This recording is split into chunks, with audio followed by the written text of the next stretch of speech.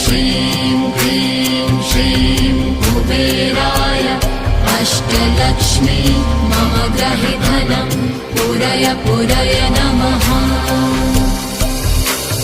ॐ ह्रीं श्रीं क्लीं श्रीं कुबेराय अष्टलक्ष्मी मम गृहे धनं पूरय पूरय नमः।